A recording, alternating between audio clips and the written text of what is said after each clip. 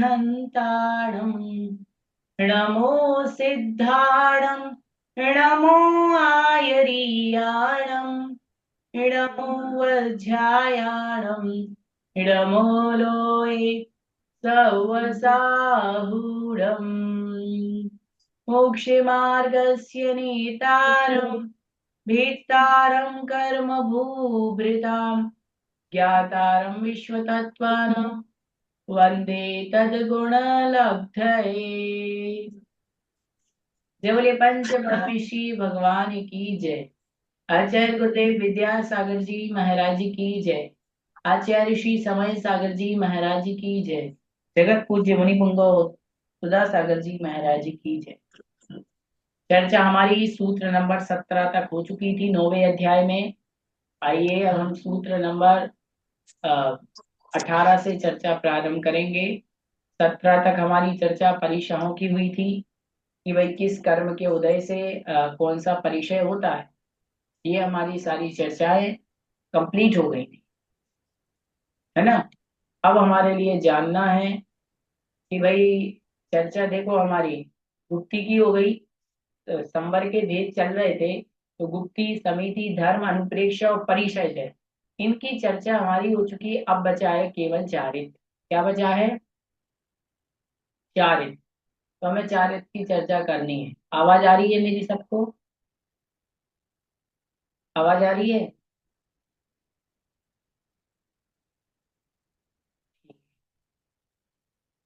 चले आगे चलते हैं। सूत्र नंबर 18 निकाल लीजिए, उच्चारण करेंगे। सामायिक छेदोपस्थापना। बोलिए सामायिक छेदोपस्थापना, परिहार विशुद्धि, परिहार विशुद्धि, सूक्ष्म सांपराय, सूक्ष्म सांपराय, यथाख्यात मिति चारित्रम, यथाख्यात मिति चारित्रम। बोलिए सामायिक छेदोपस्थापना, परिहार विशुद्धि, सूक्ष्म सांपराय, यथाख्यात मिति चारित्रम।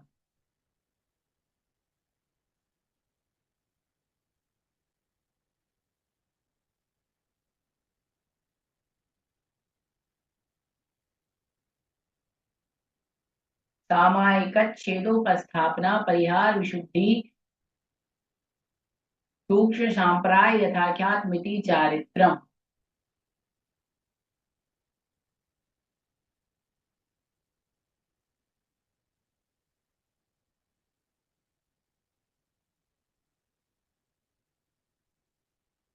चलें आ गया उच्चारण, सरल है। 2-3 बार बोल लीजिए।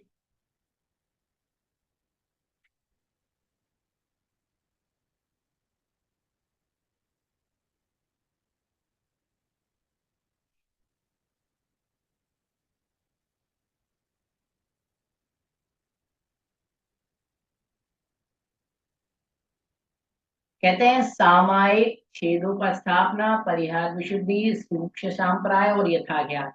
ये 5 चारित्र के भेद हैं। किसके भेद हैं ये 5? चारित्र के भेद हैं। सामायिक, छेदोपस्थापना, परिहार विशुद्धि, सूक्ष्म सांप्राय और यथाज्ञात। आइए पढ़ते हैं आगे टीका में।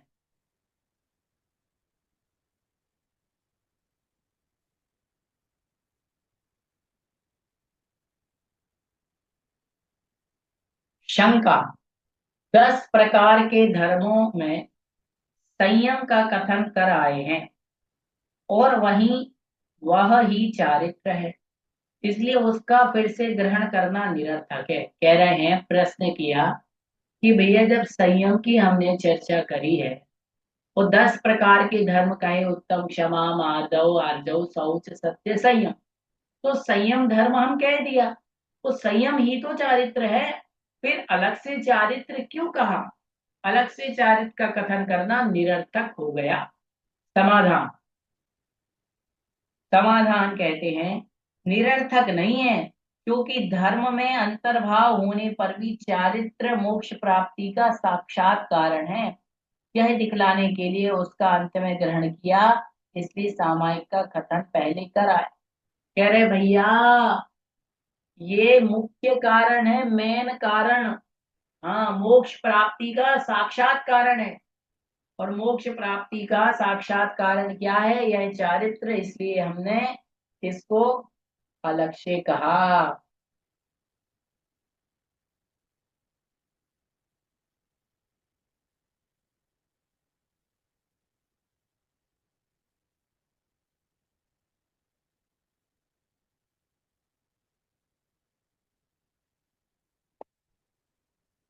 आइए बात समझ में। हाँ, शंका कहाँ पर? समाधान, दिग्देशानर्थ दंड विरति सामायिक। कह रहे सामायिक का पहले व्याख्यान कर दिया, अब मेन रूप से चारित्र कहते हैं। दिग्देशानर्थ दंड विरति सामायिक, इस वाले सूत्र में सामायिक की चर्चा हो गई। इस प्रकार का व्याख्यान करते समय वह 2 प्रकार का कहा। सामायिक 2 प्रकार की बताई थी, एक नियत काल और एक अनियत काल। स्वाध्याय आदि नियत काल सामायिक है, और इरियापत आदि अनियत काल सामायिक है।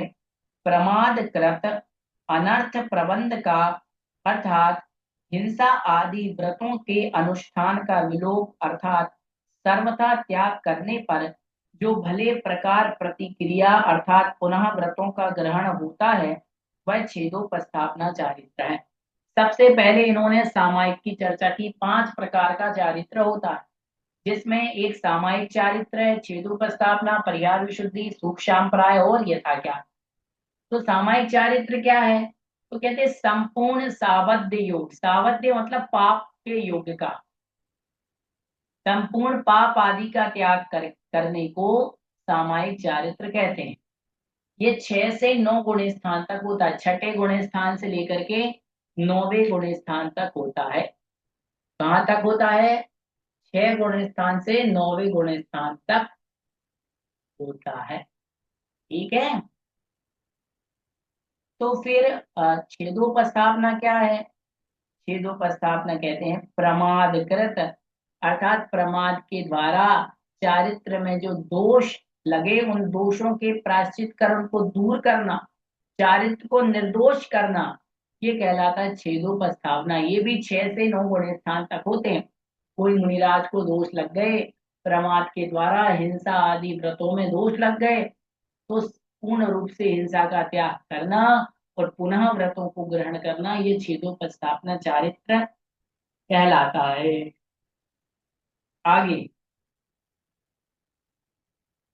अथवा विकल्पों की निवृत्ति का नाम, देखो छोटी सी परिभाषा दे दी। विकल्पों की निवृत्ति का नाम छेदोपस्थापना चारित्र है। बहुत अच्छी डेफिनेशन है, लिख लो। विकल्पों की निवृत्ति का नाम छेदोपस्थापना चारित्र है। कितनी अच्छी परिभाषा दी। विकल्प से निवृत्त हो जाना, जो मन में पाप करने का दोष आया, उस दोष की निवृत्ति हो गई, मन से ही वो दोष चला गया, वो पाप दिमाग से निकल गया, वो छेदोपस्थापना चारित्र है। ठीक है। अब परिहार विशुद्धि किसे कहते हैं? तो कहते हैं प्राणी वध से निवृत्ति को परिहार कहते हैं, और इससे युक्त शुद्धि जिस चारित्र में होती है उसे परिहार विशुद्धि कहते हैं। कितनी अच्छी परिभाषा। कह रहे प्राणी वध से निवृत्ति को परिहार कहते हैं, कि भाई प्राणियों का वध नहीं करोगे, चींटी को नहीं मारेंगे, गाय को नहीं मारेंगे, मच्छर को नहीं मारेंगे, ऐसा।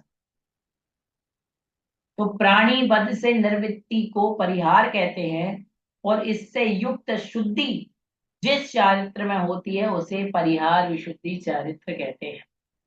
जिस चारित्र में की शुद्धि होती है उसे परिहार विशुद्धि चारित्र कहते हैं।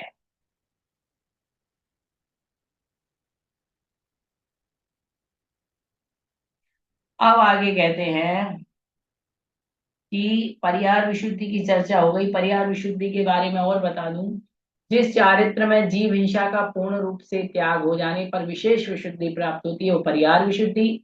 इसके बारे में कहा जाता है परिहार विशुद्धि अत्यंत निर्मल चारित्र है जो धीर और उच्च कोटि के सुशील मुनिराजों को प्राप्त होता है। जिसने गृहस्थ अवस्था में 30 वर्षों तक सुख पूर्वक बिताकर फिर संयम ग्रहण करके पृथकत्व पृथकत्व मतलब 3 से 8 वर्ष तक तीर्थंकर के पादमूल में प्रत्याख्यान नामक पूर्व का अध्ययन किया तो तीनाकंद संध्या काल छोड़कर प्रतिदिन 2 कोश विहार किया करते। वे पर्याद विशुद्धि संयमधारी होते हैं। इनका गुण स्थान छठा और सातवां होता है। ठीक है, आगे। जिस चारित्र में कषाय अति सूक्ष्म हो जाता है वो सूक्ष्म संप्राय है। सूक्ष्म लोभ नाम की कषाय है, संजुलन लोभ जिसे कहते हैं। लेकिन 10वें गुण स्थान तक वो कषाय जाते जाते बिल्कुल कैसी बचती है, सूक्ष्म थोड़ी सी बचती है, इसलिए उसको सूक्ष्म लोभ कहा जाता है। और सूक्ष्म लोभ गुण स्थान में जो लोभ है वो बिल्कुल अत्यंत सूक्ष्म हो जाता है। चारित्र में कषाय अति सूक्ष्म हो जाती है, वह सूक्ष्म सांप्राय चारित्र कहलाता है ना। और यह 10वें गुण स्थानवर्ती मुनिराज के होता है, क्योंकि वहां पर सूक्ष्म कषाय होती है, अति सूक्ष्म अति सूक्ष्म। आगे कहते हैं समस्त मोहनीय कर्म के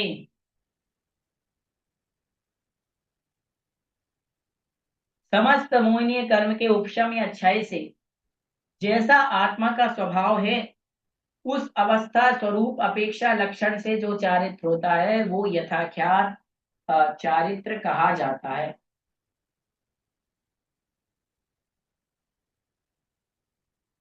मतलब संपूर्ण मोहिनी कर्म का या तो उपशम हो जावे, संपूर्ण मोहिनी कर्म का या तो क्षय हो जावे। और जब मोहिनी कर्म का क्षय हो जाता है उस समय आत्मा का जो स्वरूप प्रकट होता है उसे कहा जाता है यथाख्यात। यथाख्यात चारित्र, क्या लिखा, अयथाख्यात चारित्र, है ना। हाँ, आ लिखा है, अथाख्यात चारित्र कहते हैं। पूर्व चारित्र का अनुष्ठान करने वालों ने जिसका कथन किया है वह मोहिनी के क्षय उपशम होने से जिसे प्राप्त नहीं किया, इसीलिए अयथाख्यात है। मतलब पहले अयथाख्यात है क्योंकि उन्होंने मोहिनी कर्म का क्षय नहीं किया है। तो जिन्होंने मोहिनी कर्म का उपशम कर दिया, जिन्होंने मोहिनी कर्म का क्षय कर दिया, तो मोहिनी कर्म के क्षय होने से यथाख्यात चारित्र प्रकट हो गया। अथ शब्द अनंतर अर्थ वर्ती होने से समस्त मोहिनी कर्म के क्षय या उपशम के अनंतर वह आविर्भूत होता है, यह उक्त कथन से तात्पर्य है। अथवा इस चारित्र का एक नाम यथाख्यात भी है। इसको आयथा अथ, अथाख्यात या यथाख्यात। यथाख्यात मतलब जैसा चारित्र कहा गया जो वास्तविक स्वरूप है उसका प्रकट हो जाना। जैसे ही मोहिनी कर्म क्षय हो जाएगा, उपशम हो जाएगा, तो आत्मा का जो प्योर स्वरूप है वो प्रकट हो जाएगा। और आत्मा का प्योर स्वरूप प्रकट हो जाने का नाम ही क्या है, यथाख्यात चारित्र।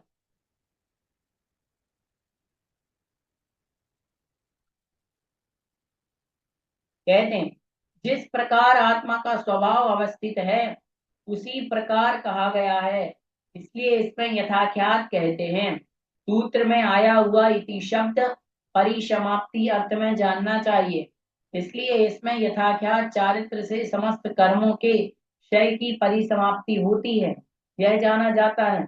उत्तरोत्तर गुणों के प्रकर्ष का ज्ञापन करने के लिए सामायिक भेदोपस्थापना इत्यादि क्रम इनका नाम निर्देश किया है। तो इस प्रकार से देखिए यहाँ पर पांचों प्रकार के चारित्र का कथन किया गया है। एक बार और आपको थोड़ा सा समझा देते हैं पांचों प्रकार के चारित्र की डेफिनेशन।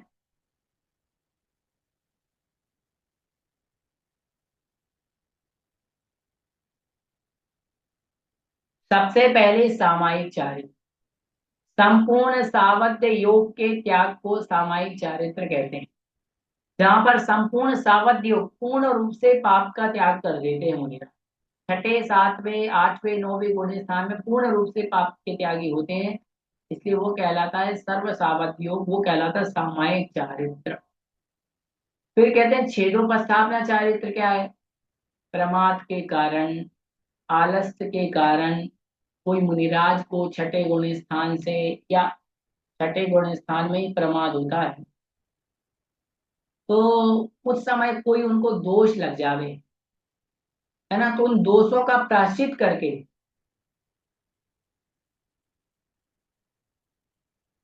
दोषों का प्रायश्चित करके निर्दोष होने का नाम है छेदोपस्थापनाचार्य। क्या भाई, दोष लग गया, दोषों से निर्वृत्त हो गए, पुनः उसी स्थिति में हो गए।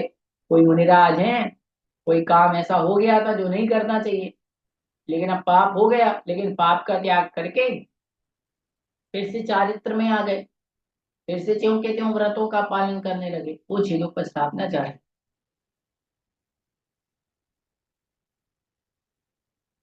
जैसे किसी ने पूछा कि भाई हमारे आलू प्याज अवश्य खाने का नियम है कि हम आलू प्याज अवश्य नहीं खाएं, और मान लीजिए कभी गलती से खा लिया तो, अब खा लिया भैया तो कोई बात नहीं, आप उसका प्रायश्चित करो, माला फेर लो, लेकिन अब कल से मत खाना, यही कहते कि नहीं?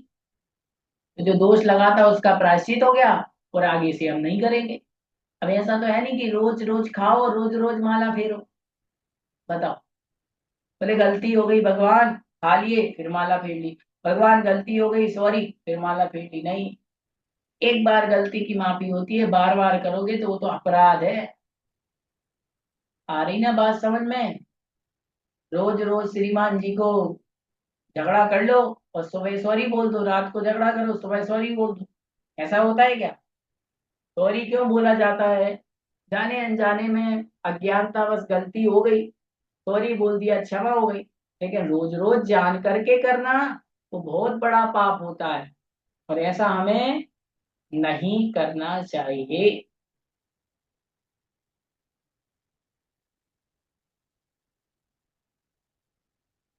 आगे चलते हैं।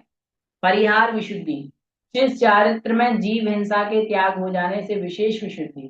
देखो, परिहार विशुद्धि में क्या होता है, जो मुनिराज होते हैं छठे सातवें गुण स्थान वर्ती, वो हिंसा का तो त्याग कर चुके हैं पूर्ण रूप से, तो जब हिंसा का पूर्ण रूप से त्याग कर देते हैं तो विशुद्धि उनके बहुत होती है, तो वो कहलाता है परिहार विशुद्धि चारित्र,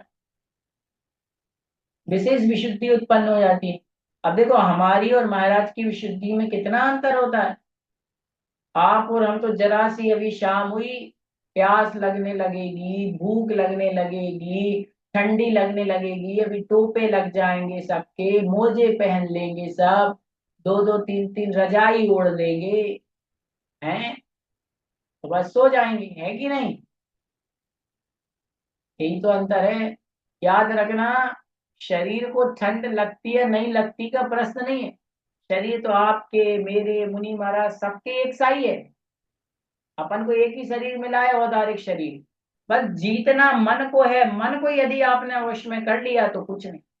मन कह रहा है लग रही है ठंड, शरीर को लगने दे, लग रही है भूख लगने दे, लेकिन मुझे तो सामायिक में मन लगाना है, मुझे तो स्वाध्याय में मन लगाना है, मुझे तो भक्ति में मन लगाना है।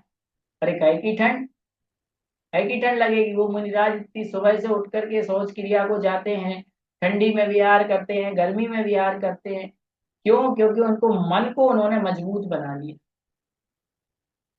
आई बात समझ?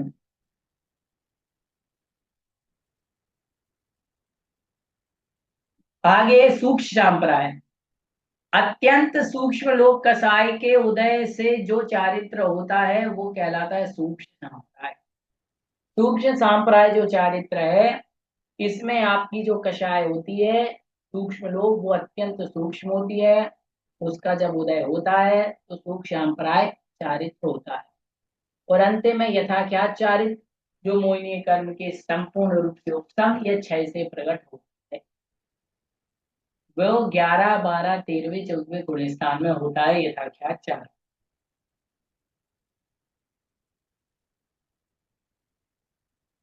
ठीक है, चलिए आगे चलते हैं जी। तो ये विशेषार्थ में भी वही दिया है, कोई अलग से बात नहीं दी, जो मैंने अभी समझाया वही इन्होंने इस विशेषार्थ में दे दिया, समझा दिया। आइए अब हम पढ़ेंगे तप के भेद। तप दो प्रकार का, अंतरंग तप और बहिरंग तप। कौन कौन से तप होते हैं? अंतरंग तप और बहिरंग तप।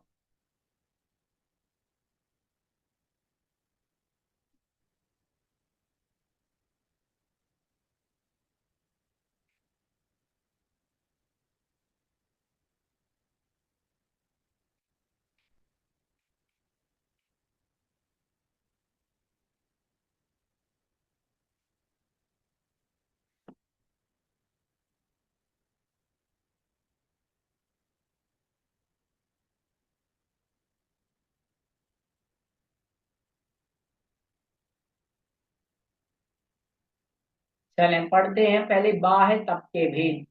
बाह्य तप के 6 भेद हैं और अंतरंग तप के भी 6 भेद है। सूत्र नंबर 18 निकाल लीजिए, 19 नंबर।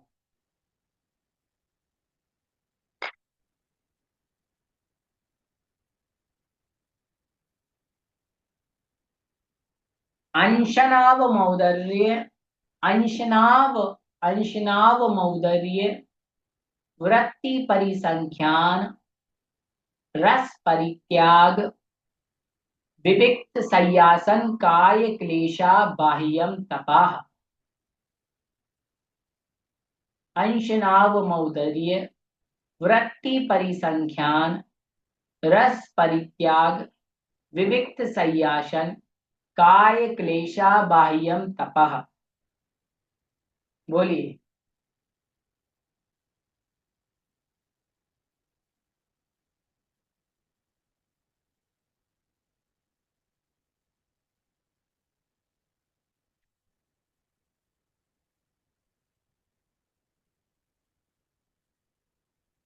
4-5 बार सूत्र उच्चारण कीजिए। अंशनाव मौदर्य, वृत्ति परिसंख्यान, रस परित्याग, विविक्त संयासन, काय क्लेशा, बाह्यम तपः।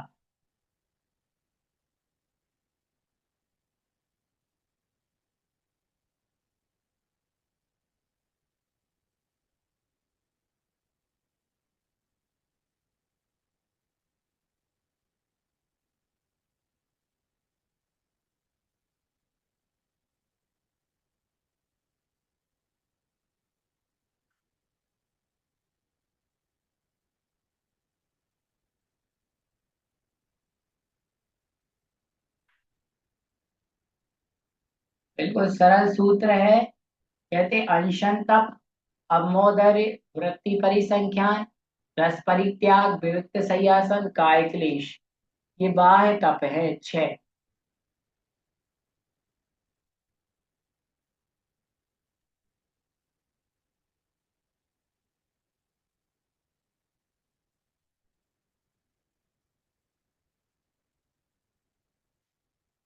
अनशन, अवमोदर्य, वृत्ति परिसंख्यान, रस परित्याग, काय क्लेश, विविक्त संयासन।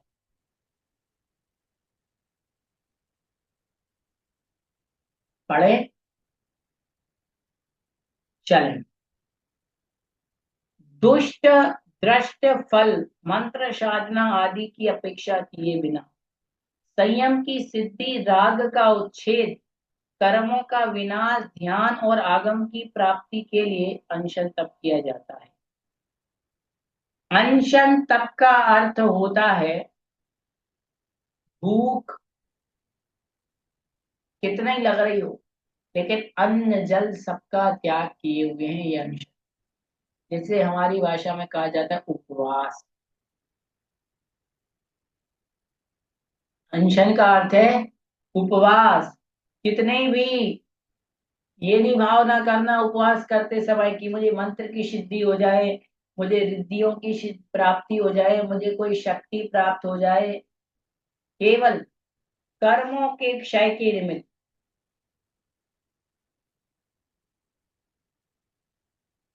क्या भावना होना चाहिए? केवल कर्मों के क्षय के निमित्त जो ध्यान और आगम को ध्यान में रखते हुए चारों प्रकार के आहारों का त्याग किया जाता है, वो कहलाता है अनशन तप। आया समझ में? मुनिराज मन वचन काय से कुछ भी ग्रहण नहीं करते हैं, मन में भी भाव नहीं लाते हैं कि मुझे कुछ खाना है। ठीक है। संयम को जागृत रखने, दोषों के प्रशम करने, संतोष और स्वाध्याय आदि की सुखपूर्वक सिद्धि के लिए अवमोदर्य तप किया जाता है। अवमोदर्य तप क्या है? अवमोदर्य तप का अर्थ होता है कि संयम को मुझे आगे बढ़ाना है जीवन में, दोषों को अपने प्रशम करना है, दबाना है दोषों को, पापों को समन करना है, स्वाध्याय की प्राप्ति करनी है, जीवन में संतोष को लाना है। उसके लिए भूख से कम खाने का नाम है अवमोदर्य।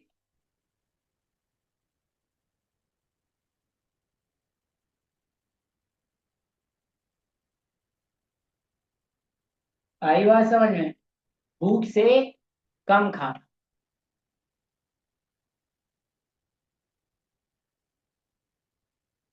भिक्षा के इच्छुक मुनिराज का एक घर आदि विषयक संकल्प अर्थात चिंता का अवरोध करना वृत्ति परिसंज्ञान है। वृत्ति परिसंज्ञान का अर्थ है कि जो मुनिराज आहारचर्या के लिए जाते हैं तो कठोर कठोर नियम लेकर के जाते हैं कि आज मैं एक ही चौके में जाऊंगा, पड़क गया ठीक है, नहीं पड़ गए तो वापस आ जाऊंगा।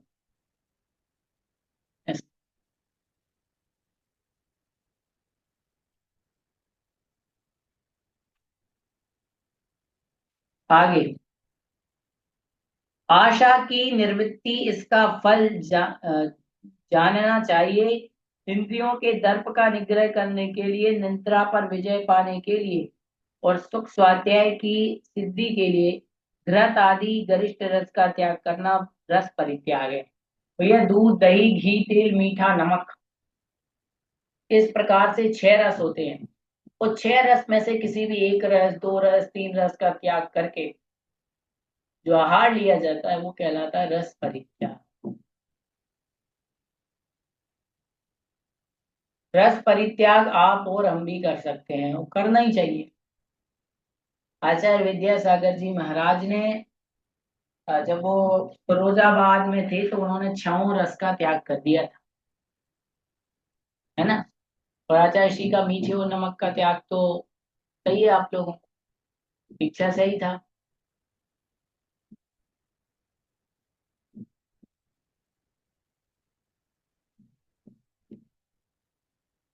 दीक्षा काल से ही आचार्य श्री के मीठे का त्याग था, नमक का त्याग था, कभी मीठा नमक नहीं लिया उन्होंने। धीरे धीरे आज जाकर के काजू किशमिश ड्राई फ्रूट का त्याग कर दिया, फल फ्रूट का त्याग कर दिया। बताओ, कभी कभी सोचते इतना त्यागी कोई इतना तपस्वी कैसे हो सकता है? कैसे वो उबला हुआ दलिया, उसमें नमक नहीं है, उसमें मीठा नहीं है, कैसे बिना तेल मसाले के कैसे खिचड़ी लेते होंगे बताओ। अपन तो बढ़िया, बताओ अपना अपना, अपन तो बढ़िया तेल मसाले मिर्ची धनिया पत्ती और ना जाने क्या क्या डाल डाल के खाना होता है।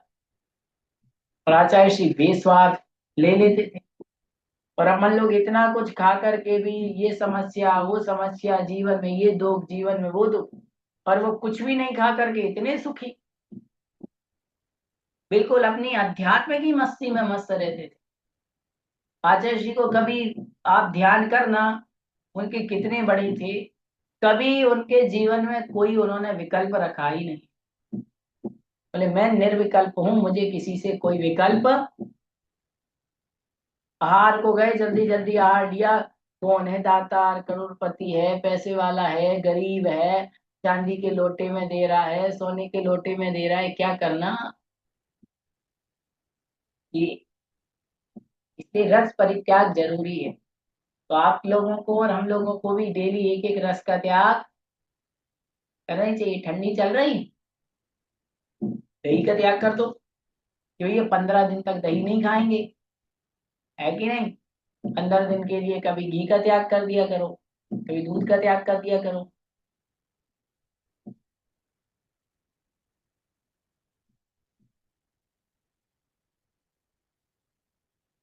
आगे, एकांत जंतुओं की पीड़ा रहे शून्य घर आदि, निर्वाध ब्रह्मचर्य स्वाध्याय ध्यान आदि की प्रसिद्धि के लिए संयत को सय्यासन करना चाहिए। पांचवा तप है। विविक्त सय्यासन का अर्थ है अर्थात कठोर कठोर आसन लगाना। जो मुनिराज होते हैं वो कठिन कठिन प्रकार के आसन को लगाते रहते हैं अपने ध्यान की सिद्धि में। कहीं पद्मासन में बैठ गए, कहीं कुछ। आचार्य विद्यासागर जी महाराज हैं, वो अपने जीवन के संयम के प्रारंभिक दिनों में शमशान में जाकर के तप कर, कहाँ जाके तप करते थे? शमशान। कुंडलपुर में जब आचार्य श्री का पहला दूसरा ही वर्षा योग हुआ शुरू शुरू में, तब वहां पर ऐसा जंगल था, एकदम जंगल। आचार्य श्री जब सामायिक करने बैठे तो वहां पे सर्प सर्पणी के युगल आ जाते थे।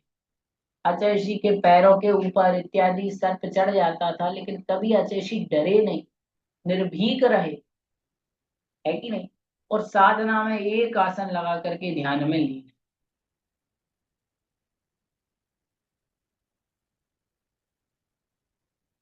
आगे, पांच हो गए, फिर छठा कहते हैं आतपन योग, वृक्ष के मूल में निवास, निरावरण शयन और नाना प्रकार के प्रतिमा स्थान इत्यादि का क्लेश। कहा गया कि भाई निरावरण शरण, बिना चिटाई के भी। पहले आपको याद होगा जब आचार्य श्री की दीक्षा हुई हुई थी, जो प्रारंभ के दिनों में वो चिटाई लेते थे, धीरे धीरे उनने चिटाई का भी क्या कर दिया, त्याग कर दिया। बताओ, इतनी सर्दी रहती है, दिसंबर की सर्दी रहती है, फिर भी उस सर्दी में वो चटाई नहीं लेते थे। कभी और भी संघ के महाराज हैं जो चटाई ग्रहण नहीं करते। ये कितना तप है, कितना कठोर तप है, सोचो आप, है कि नहीं। तो ये कहलाता है आतपन योग, है कि नहीं। और आतपन योग और क्या कहलाता है? आतपन योग, गर्मी हो रही है, वो गर्मी में धूप में छत में जाकर के बैठ गए सामाई, एक ऐसा आसन लगा लिया, 6 6 घंटे तक ध्यान में बैठे, 8 8 घंटे तक ध्यान में बैठे, ये कहलाता है काय क्लेश। शरीर से ममत्व का त्याग करना। ध्यान में बैठे हैं ऐसे, खूब कष्ट हो रहा है, शरीर में वेदना हो रही लेकिन हिल नहीं रहे। इतना मन को मजबूत कर लिया कि शरीर कितना ही कुछ करे, मैं हिलूंगा नहीं। तो इस प्रकार से ये छह हुए। कहते ये छह तप, कहते ये तप किस लिए किया जाता है? यह देह दुख को सहन करने के लिए, सुख विषयक आसक्ति को कम करने के लिए, प्रवचन की प्रभावना के लिए किया जाता है। शंका, परिचय और काय क्लेश में क्या अंतर है? परिचय में भी सहन करते हैं, काय क्लेश में भी सहन करते हैं, दोनों में क्या अंतर है? तो अब दोनों में अंतर बता रहे हैं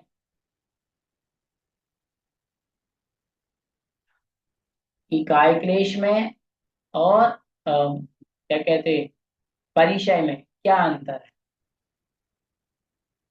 समाधान, अपने आप प्राप्त हुआ परिचय और स्वयं द्वारा किया गया काय क्लेश, ये दोनों।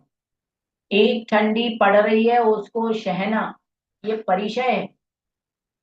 और ठंडी में जाकर के छत पे ध्यान लगाना, ये काय क्लेश है। ठीक है, शरीर को ठंडी लग रही है, ये तो परिचय है। ठंडी में बैठ करके घंटों घंटों ध्यान लगाना, ये काय।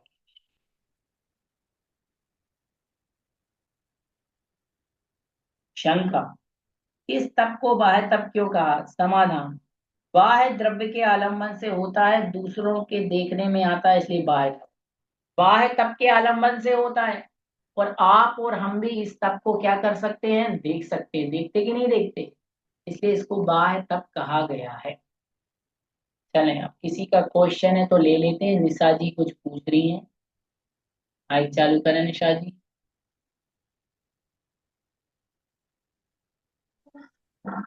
जय जिनेन्द्र भैया जी। जय श्री।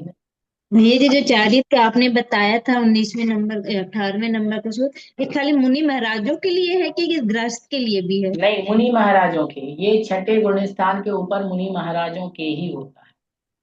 अच्छा। गृहस्थ के हो ही नहीं सकता। अच्छा। इसमें से जो ठीक। जो भी बताया है ना, वो मुख्य रूप से मुनि के लिए ही है। जैसे गुप्ती हैं तो मुनिराज के ही होती हैं, समिति हैं तो मुनिराज के होते हैं। जैसे हम कहें जी 10 धर्म, तो मुख्य रूप से मुनिराज के ही हैं। श्रावक जी कहाँ उसका पालन कर पा रहा है? जी मुनिराज ही जी। करते हैं। हाँ, आरिका इत्यादि भी करती हैं। समिति का पालन आरिकाएं भी करती हैं। 12 भावनाएं आरिकाएं हिलक छुलक भी करते हैं। लेकिन पूर्णता को प्राप्त मुनिराज के ही पास होते हैं। उत्तम रूप से पालन केवल मुनिराज ही करते हैं। ठीक है भैया जी, धन्यवाद।